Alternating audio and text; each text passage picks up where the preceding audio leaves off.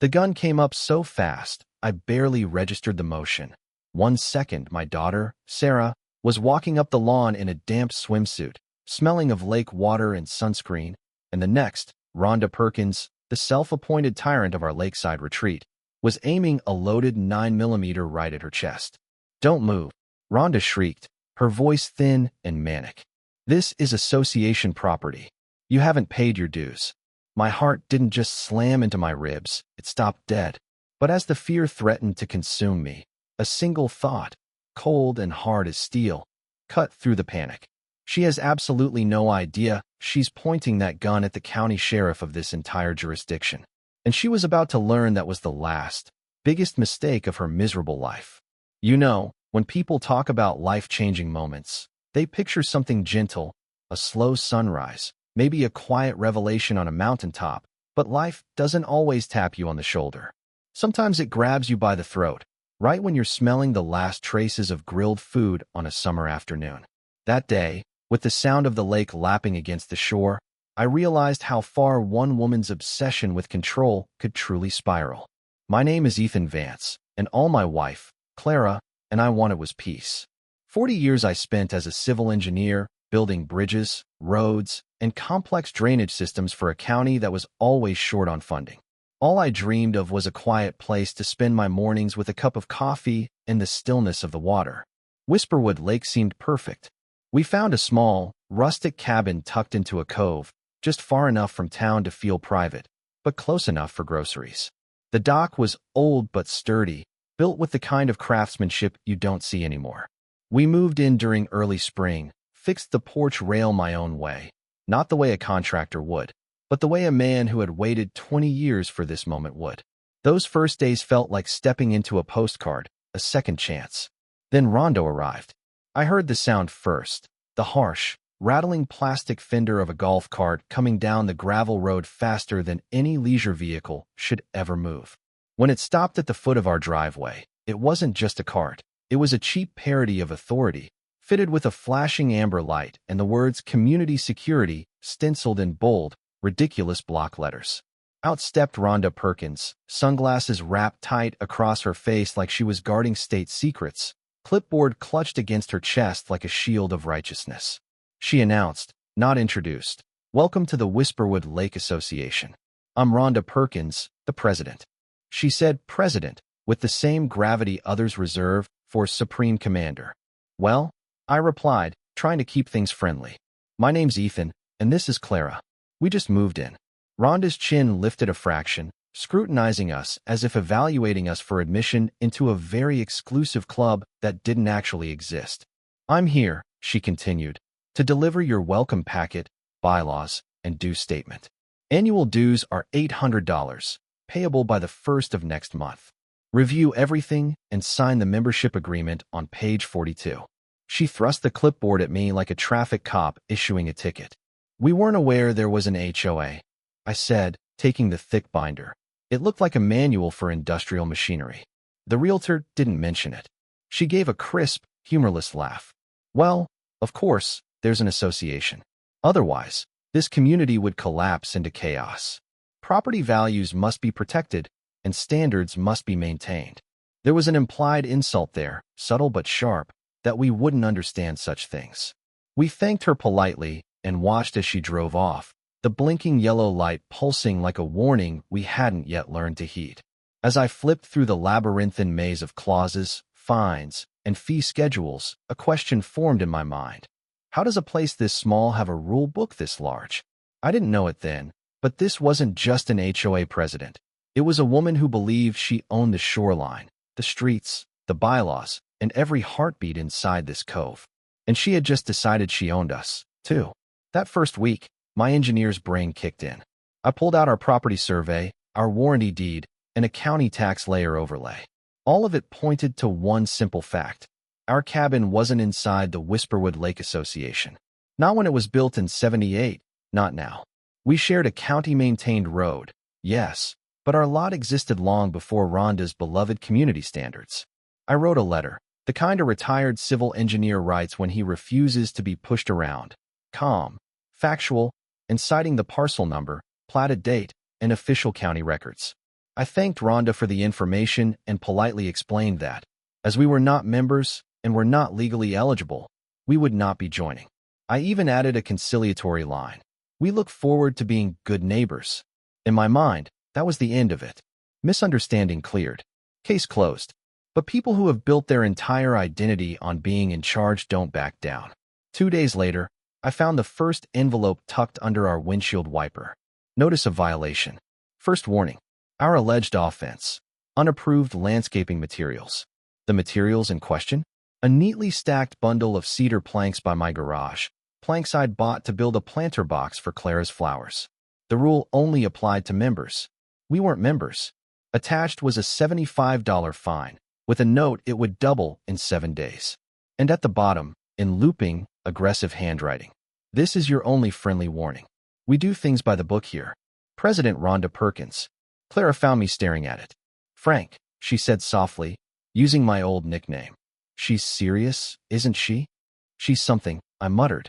A cold knot had formed in my gut. I didn't argue. I just moved the cedar planks into the garage. Not because her rule applied to me.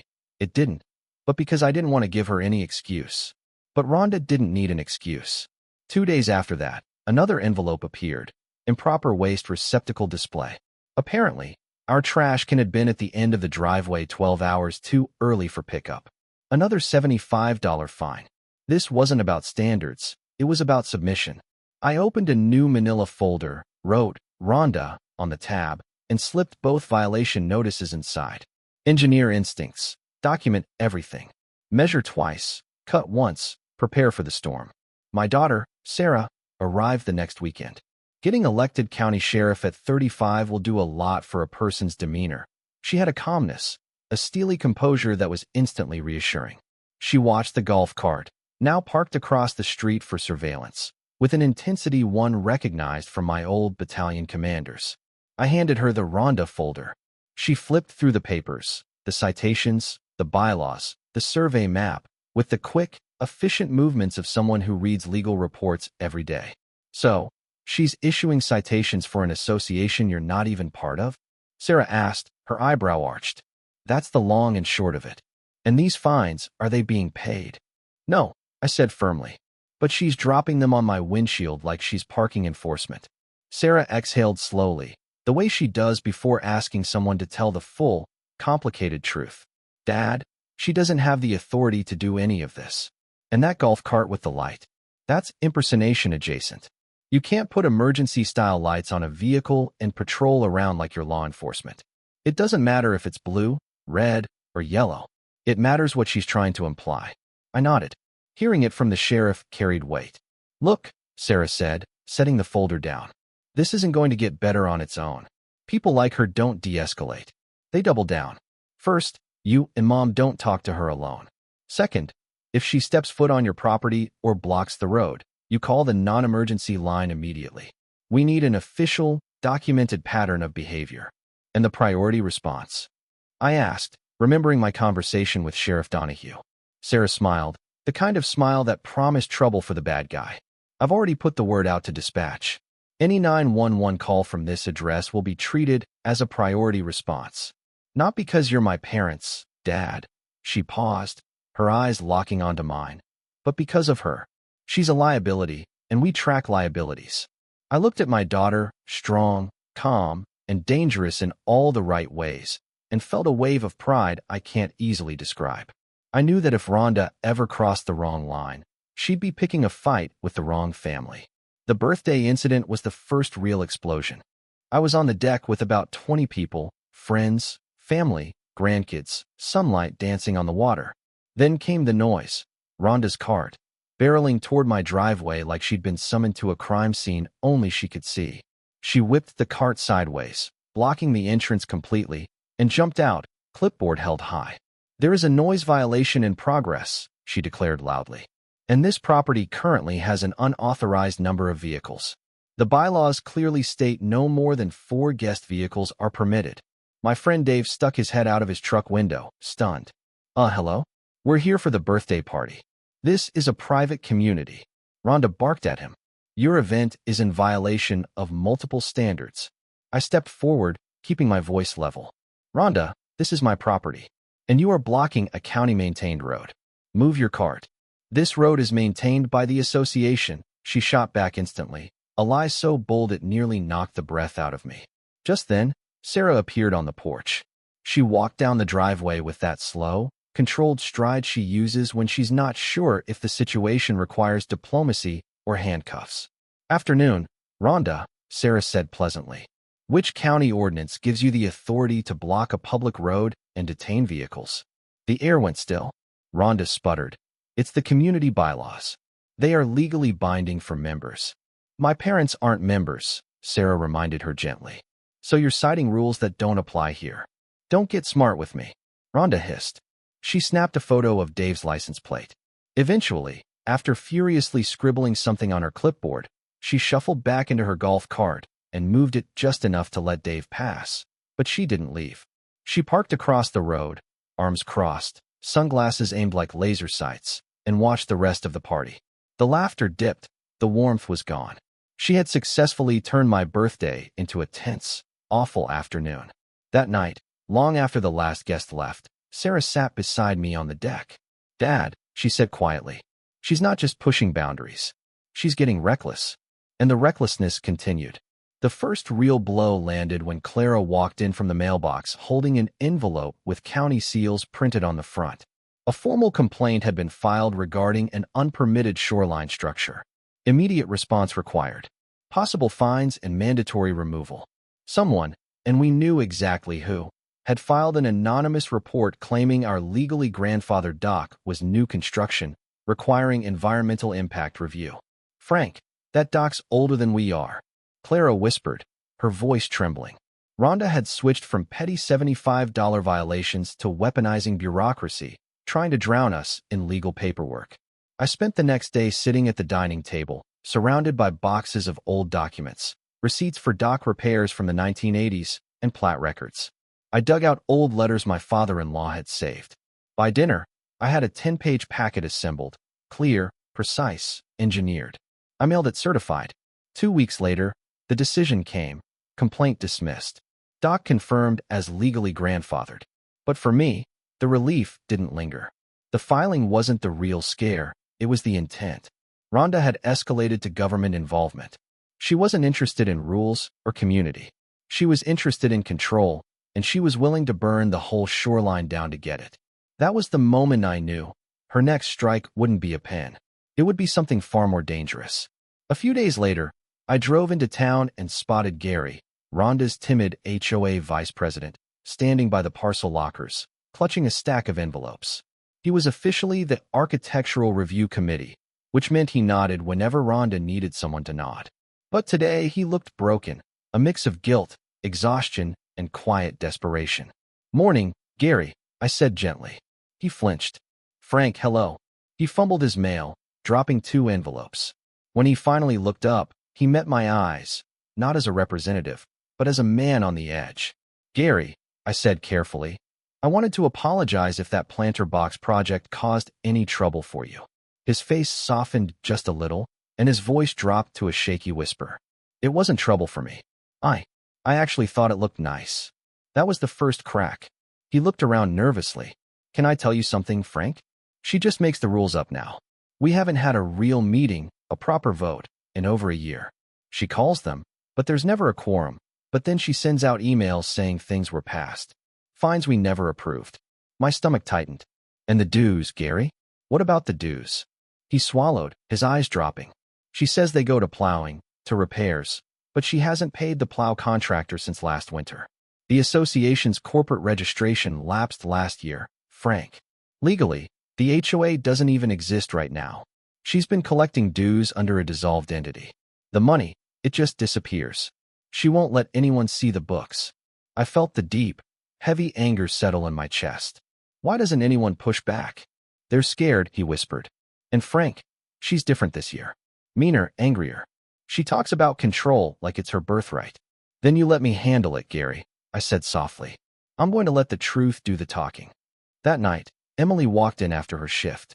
I told her everything Gary had whispered. "That's fraud, Dad," she said, her face hardening. "Not the petty kind, either. This is sustained deception." "I know," I said. but I'm not ready to involve your office yet. This community deserves the chance to see the truth without me swinging a hammer first. I pulled out a blank legal pad and started writing, not with anger, but with cold, methodical clarity. I laid out every fact: the HOA's lapsed corporate registration, the legally unenforceable dues, the fabricated meetings, the missing maintenance funds. I ended the letter with one simple sentence: what you choose to do with this information is entirely your decision, but you deserve to have it. The next morning, I drove into town and sent 39 copies of that letter, certified mail, to every single homeowner. Rhonda's copy was the last one I dropped into the outgoing bin.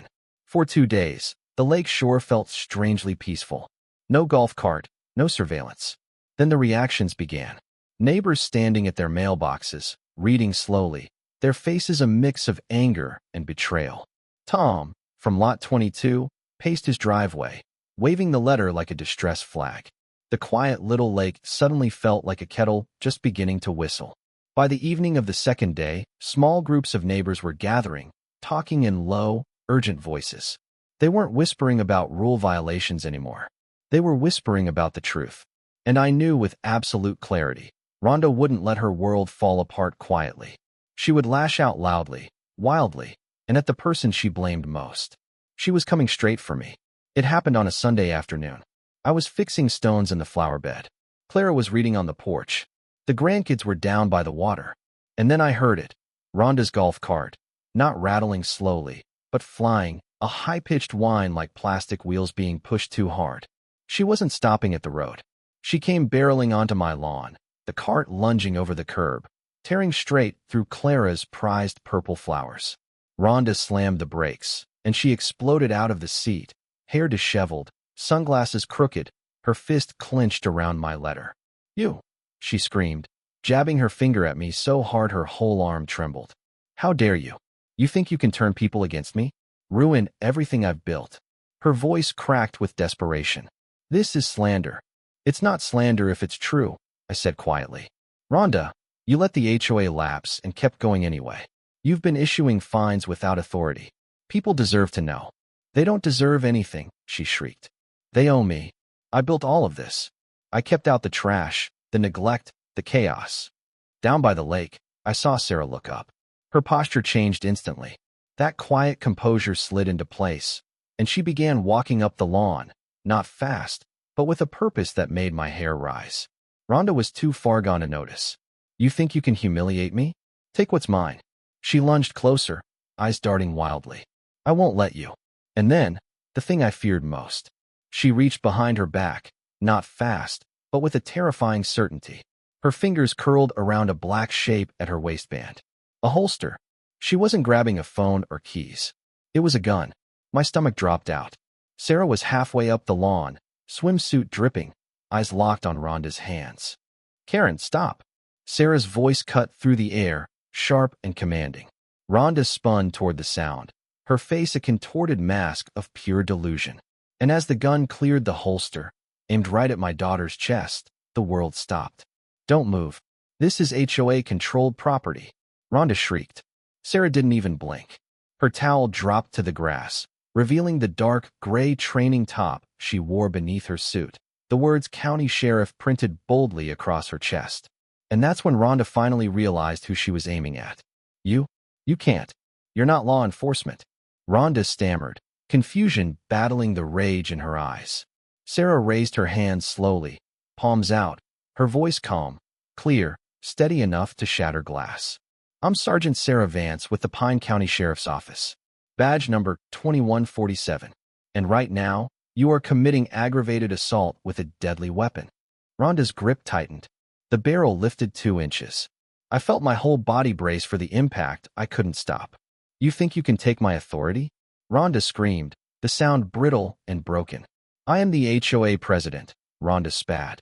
"And I am the sheriff standing 6 feet from you," Sarah said, her voice sharpening. "Put the gun down." Then, faintly, down the road, we heard it, a siren.